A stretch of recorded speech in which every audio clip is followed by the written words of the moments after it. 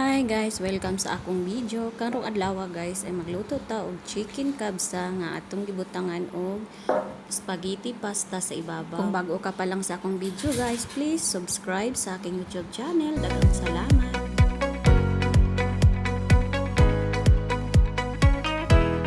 Una natong buhaton guys, magisa ta og sibuyas unya hugasan natong tama ng atong kaluto sa atong sibuyas guys, butangan na nato siya og mga lamas. Ang atong gigamit nga sangkap guys, cubes ra gyud na siya og kanang asin. Mao ra gyud na ang atong ibutang sa atong lamas. Pagkahuman ana guys, ato ana na siyang ibutang ang manok. Ang manok nato guys, limpyo na siyang daan. Pagkahuman ana guys, ato na siyang butangan og tubig unya lutoon nato siya og 45 minutes. Pagkahuman og kaluto ana guys, ato na siyang kuhaon nya ibutang napsab nato ng manok sa pagkuha nato sa manok guys nga naluto na, atong magkuha ta gamay og kanang sabaw sa manok unya butangan nato siya og coloring. Og gibutangan nato gamayng mantika guys para lami siya inig luto sa oven. Ato lang na siyang ibutang sa oven guys para siya mo kanang mura bitaw siya sinog ba, para siya mo kaging bitaw. Unya ang sabaw bitaw sa manok guys, ato na siyang gibutangan og bugas. Mo to siya nga atong iluto sa ato ang kanon. Unya guys, kung mahubas na gani na ang atong kanon, ato na dai na siyang butangan og hil. Unya butangan sab na nato siya sa ibabaw og kanang hot chili bitaw.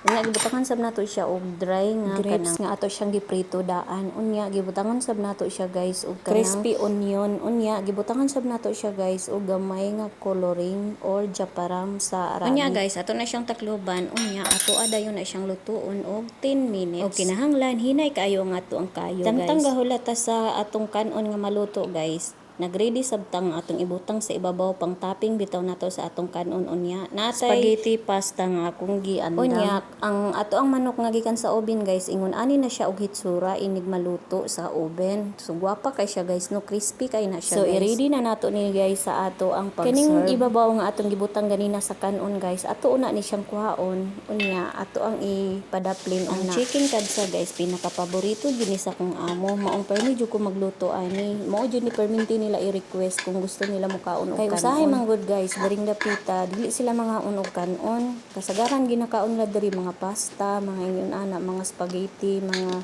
macaroni. Maura gyud na kasagaran nilang ginakaon diring dapita. Mao panagsara kay sila mukaon og kanon guys. Pag humana nato butang ang tanan kanon guys, ang katong gikuha nato sa ibabaw ganina sa kanon, ato na pud siyang ipaibabaw og dayon ibutang na nato ang atong manok sa ibabaw. Og ibutang na sab nato guys ang tanang mga topping nga atong giandam kaganina.